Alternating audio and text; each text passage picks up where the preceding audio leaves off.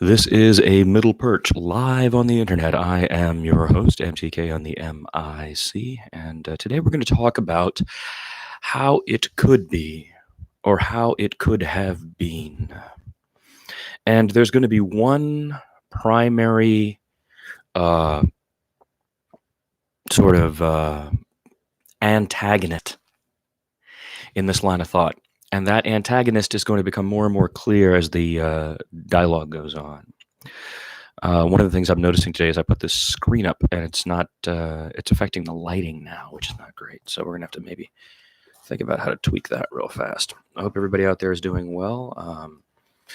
I started off today thinking about China and how what's happening in China concerning the freedom of the people living in Hong Kong and the billions of dollars being made by the basketball players in the National Basketball Association.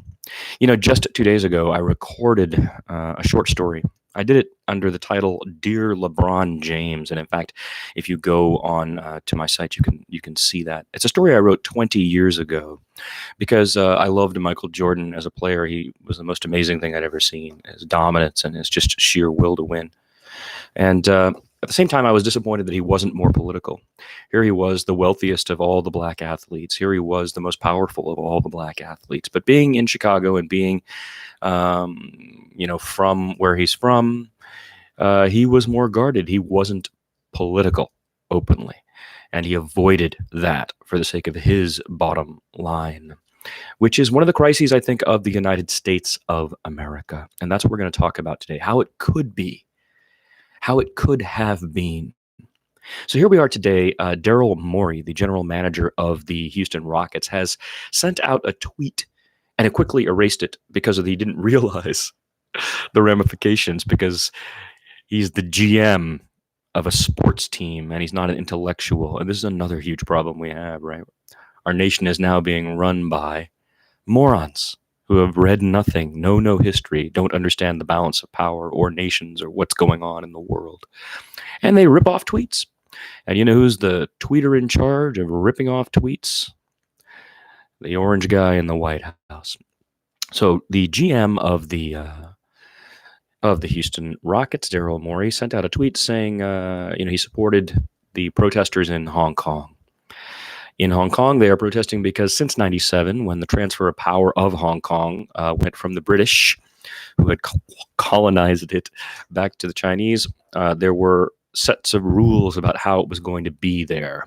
They had grown used, it seemed, to the free market economy and the, shall we say, democratic principles, although I don't know how much of those there really were. It was a pretty corrupt place when I visited it many times. But still, at least free marketization and democracy in name existed there. And now, as these things are being encroached upon, the people who grew up there are protesting. They were born in what they perceived of as a free country in 1996, or a free city-state, if you will, in 1996. And now, all of a sudden, they don't feel that that's the case. They feel that there are a lot of China-sized restrictions coming down the pike. So they have been protesting, first as the umbrella protesters. They went out with umbrellas. And then slowly that has gotten louder and louder, and now the Chinese reaction has begun. Well, the Chinese are not happy about the general manager of the Houston Rockets deciding that he is going to enter the fray because they know how much money is coming out of Chinese pockets and going into the pockets of players in the NBA and the NBA itself. This is a direct collision, you see. What do we do when we live in a free society and we want to sell our products to a society that we think of as not free? Well, we do a lot of things over time, it turns out. In India, we want Coca-Cola and Pepsi there, and India says no. Indira Gandhi, and during the building stages of this new country, tries to remove them, and very quickly that changes policymaking arms of a lot of places and makes one wonder why so rapidly after that type of decision making Indira Gandhi was assassinated. It also brings us to the problem that Kobe Bryant is making tens of millions, if not hundreds of millions in China. Maybe Harden is too. Maybe Westbrook is too. Maybe LeBron is too. Maybe a lot of these players are too. The Houston Rockets had Yao Ming on their team, and so the China connection was very strong with them. And they took Jeremy Lin after Linsanity, even though that deal was a horrible deal. Everybody joked that Jeremy Lin, the kid from Stanford, was better at negotiating than the Houston Rockets. But because they knew the connection to China would be well served. Now, everybody is being asked by the NBA, and soon they will be told by the NBA not to say a word about Hong Kong or about freedom of expression or about human rights or about problems with how China deals with its society. They're being told that as a blanket response to the knee-jerk and instantaneous hammer coming down on a wealthy millionaire from Houston who had the ignorance to burp out something. Because that's what China does. They go very extremely right at it and say, no, no, no, no. No one is claiming that Taiwan exists. This is a one China policy. No one in the world can say Taiwan exists to us. That's what they say. And no matter how outrageous that is, we have been living under that for some time. And the Chinese know. Most Americans don't know, but should know because they're paying for it. I know because I saw it firsthand. And the Chinese certainly know that Taiwan and Hong Kong are full of American CIA and Ford Foundation and companies, nonprofit and for-profit, who are agitating the state of the Chinese, ethos because they're in direct disagreement with communism. Now, how could it have been? How could it have been is how we started talking about this today. Let's go all the way back to Eisenhower's speech, shall we? We all know it now. His last speech as sitting president, he warned the nation of a military-industrial complex. He warned the nation of a military-industrial complex. We just go back to Ike. He warned us of a military-industrial complex. This goes all the way back to Eisenhower. He warned us of a military-industrial complex. Now, what we've done is beaten that into the ground so it has no meaning and nobody even knows what the warning meant anymore. That was a direct tactic of those who would benefit directly from us forgetting, namely the deep military state.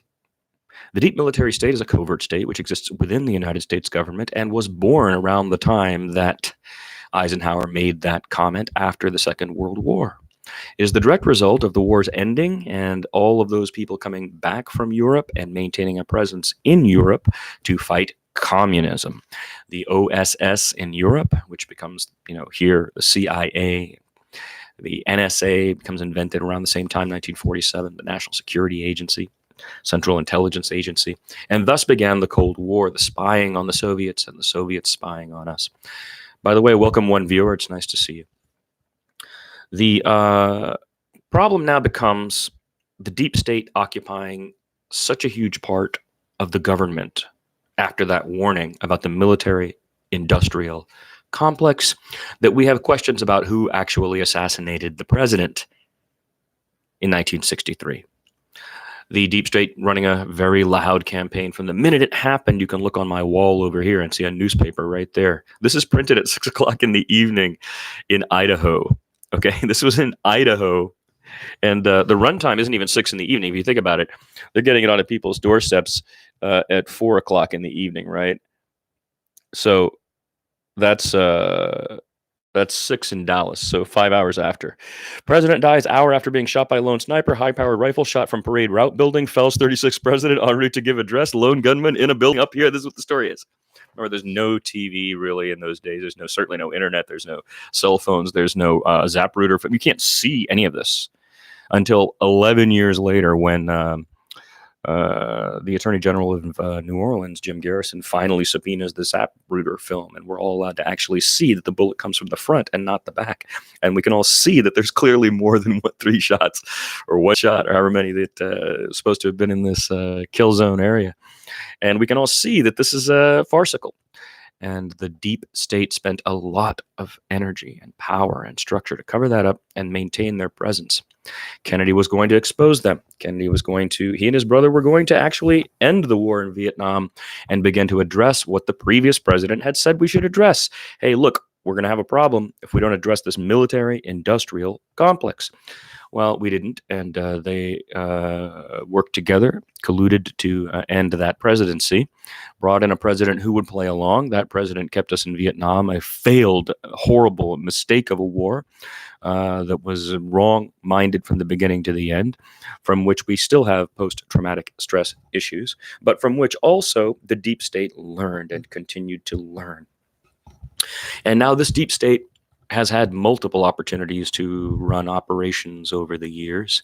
We have questions as to what their involvement is in a lot of things, from the My Lie by Colin Powell to the the little powder Colin Powell had held at the United Nations lie.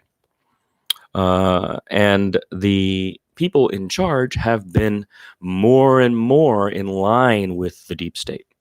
So instead of the warning taking effect, the warning was met by the deep state very quickly with, oh my God, we can't have this happen.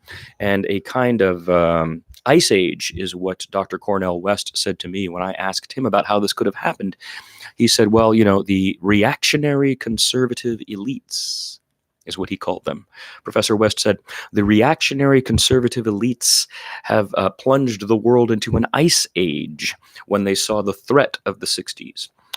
Now, that's pretty fascinating to think about. 1968 is 51 years ago. 1969, 50 years ago. And what Dr. West is saying is that they were like, whoa, live color TV from the Olympics has two black men standing up there with their fists in the air. Whoa, this is freaking them out. Those two people were condemned. Their lives were basically ruined until the last 5 or 7 years. And now suddenly, and I was involved in the statue at their campus. And I am proud that the Olympic Committee is going to honor them after decades of stripping them of not only their medals, but of their honor. So the deep state reacted loudly and firmly and is clearly involved in a lot of things that happened. But what could have been? What could have been?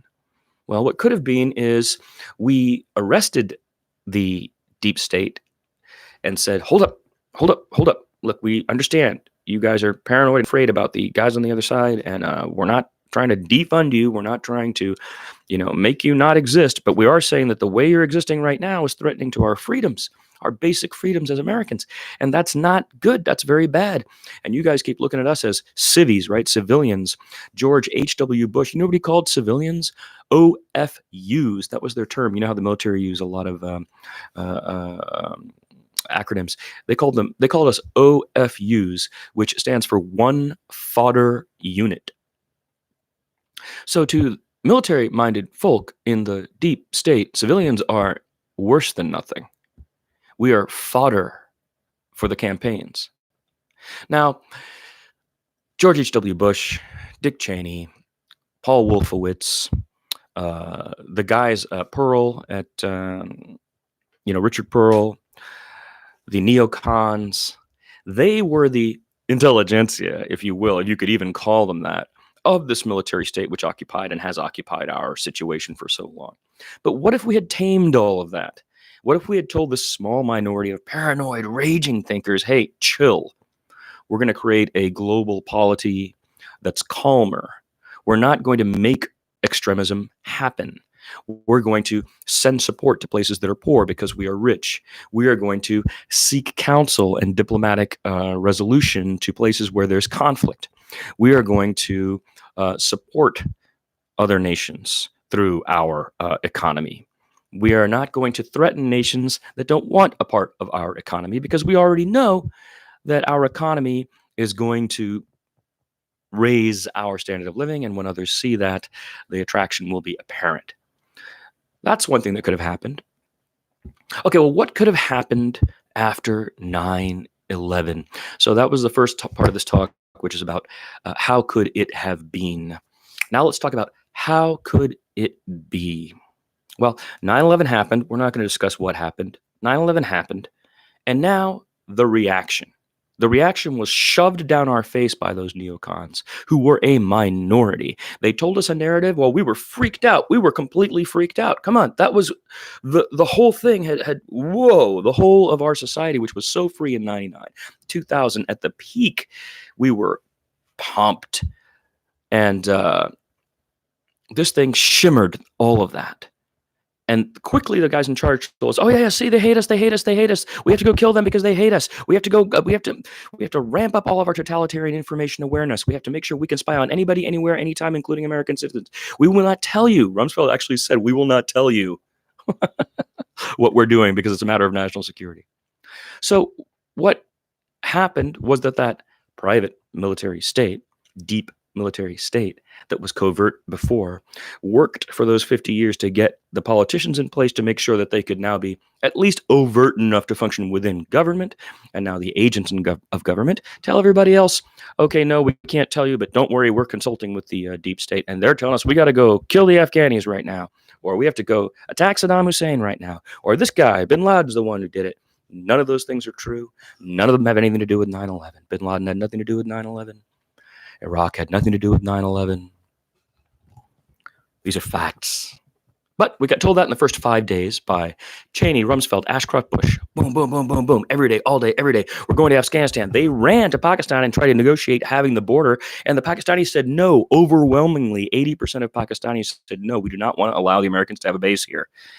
But the military government, run by a general who had associations with guys like well, Armitage is a problem in that context. He just basically came back and said, yeah, we can do whatever we want. And then Cheney goes on TV in a taped performance with Tim Russert and says, yeah, well, the Pacs are on our side. You know, we got the Pacs. The Pacs are with us.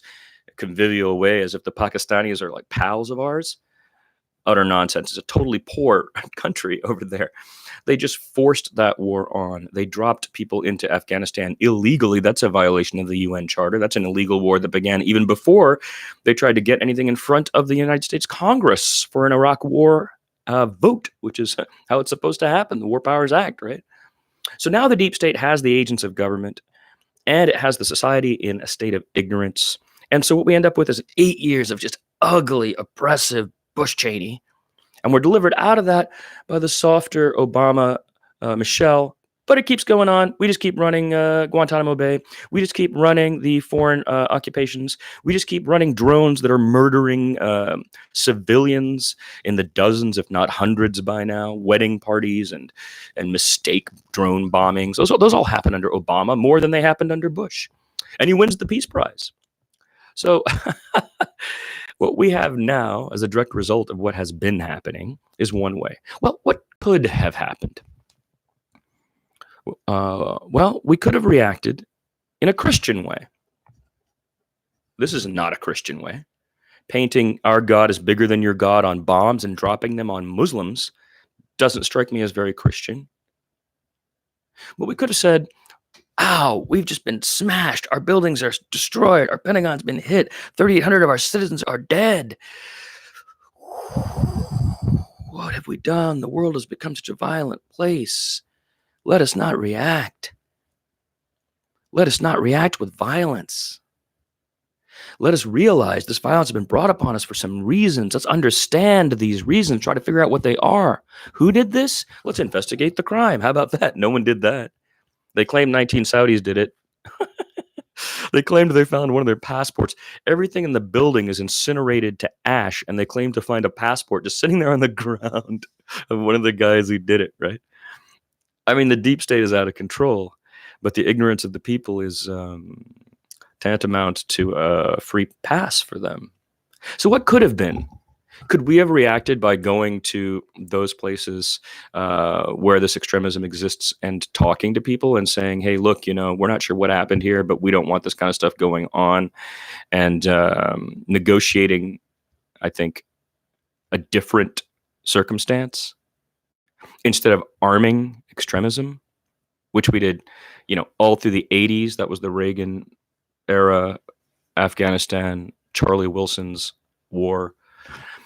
Instead of going right back into that hotbed and turning young Islamic men there into radical extremists, there must have been at least a handful of people saying otherwise, and I collected a lot of them, so we can talk about those people as well. But what could have been? It could have been that instead of a full totalitarian response, we could have had a much more nuanced response. And our people here could have been dealt with much more sensitively. And instead of being driven into the fear that we're in now, the fear that most people have in the United States of America is a joke to me. This is the most powerful nation in the world. This is the most secure place on earth. There are people here. There are people here who, I mean, the way we treat our pets here is like comparable to nothing in the world. You know, we live in an artificial and superficial society that has been driven to this state, and it didn't have to be like this. And now we have Trump in the White House, and part of me thinks that re-electing Trump is basically turning your back on an America that would have been really, really great. It's not make America great, it's keep America shitty. Re-electing Trump is keeping America shitty. That's what it is. And when I say fire Trump, that's because the only way to get back to the possibility of a great America again is if we admit our problems, if we admit what we're doing wrong, if we work toward reparations, if we speak more honestly with people, if we are very direct about this direct conflict between the corporations who are now using the military through the mechanism of the politicians to do their bidding all over the world, including not being able to tell the Chinese, hey, you know what? Yeah, I know you guys love us. You love our basketball. You like seeing me dunk. I'm Kobe. You like me. I'm LeBron. You like me. But we're not going to shut up, and we are going to tell you, seems to me like you're restricting the freedoms of these people in Hong Kong. Then what are we doing? We've oppressed Kaepernick at home and said, you can't be like that. That's not American, right? And now we're doing it to these guys as well, right? Because that's billions of dollars for the NBA.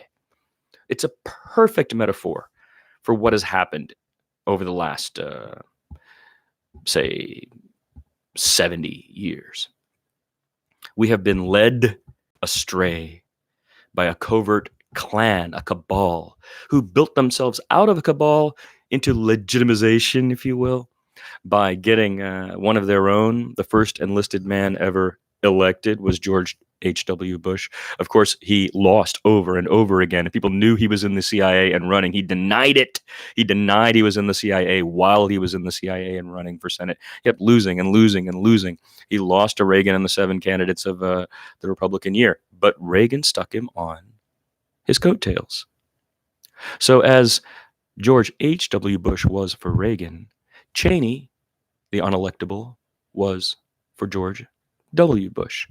The patterns are common, and the reactions are clear, and they have a very simple and not open, a very simple authorship. But you have to read a little, think a little, and dig a little deeper to find it. And when things like this come up, your reaction shouldn't be, hey guys, we want the NBA to sell quick to the Chinese, so let's all shut up about Hong Kong. That's a huge mistake. That is a huge and embarrassing mistake, which denies our Constitution, our fundamental rights to freedom of speech, freedom of the press, freedom of assembly. We cannot allow this to continue. If you vote for Trump, you're keeping America shitty. That's what you're doing. I'm not saying there's another candidate out here that can fix us, because we're so deep now in, after this 40 years of this, has built a systemic problem. Revolution seems like the only way out a lot of the time. But it's not going to happen by feeding the people who have destroyed it. And man, I wish all the NBA players would come out right now and say, hey, wait a minute, what? Maybe we won't come to China. I think that would be a better response. Hang on, you just told one of our GMs that he can't tell you that he doesn't think what you're doing in Hong Kong is cool? Maybe I just won't go over there. I think that's kind of what we would have done in the past. How did this flip? Oh, yeah, global capitalism. Hey, let's get along. We got to sell them $1 billion worth of Pepsi next year. $1 billion worth of Coke next year. Come on, shut up. We got to sell them some KFC next year. Shut the fuck up. We got to sell them some Pizza Hut next year. Because the trade is so imbalanced, right? So we sell them false value objects. And that's what our marketplace has done now. But how could it have been? That's what you have to ask yourself. Could it have been better? It definitely could have been different. If we had reacted to 9/11 differently, as a pacifist, which is what I am, and if anybody ever tries to frame me for a violent act, every single person who knows me should know that that's impossible. But as a pacifist, for the last 18 years, the pain of this country telling me how, no, you're just unrealistic. You're just illogical. You just don't understand. They slapped us. We got to slap them back. All that crap, the illegal wars, the constant violent responses, the huge uprising of movies and music that are about violence, making women violent, making children violent, making everybody want to play violent games, is all a part of a groupthink that is not good for America. And I don't know any other way out of it except to keep making pointless videos in which I'm discussing these matters. And today, as I was driving down here, I decided I would turn on the middle perch and just discuss this. This country has gone wrong, and voting for Trump is keeping it shitty. That's what it's doing. It. It's not making it great. It was great. It was greater. That's for damn sure. And sometime between 1963 and today, the ability to change that direction has just gotten violently forced into submission. If we had gone around the world with engineers and doctors and medics, if we had gone around the world with public health workers, social workers, instead of with bombs, Coca-Cola, and McDonald's, and violent forcing people to take Coca-Cola, and violent forcing people to support things that we do, we wouldn't be in this boat of now having to tell China they can do whatever the F they want with Hong Kong, but oh, please take our basketball players. We wouldn't be in that situation right now. And I hope I don't matter anymore. But I really hope Americans slap themselves out of this idiotic funk that they're in and remember the good stuff and how it can and should and ought to be.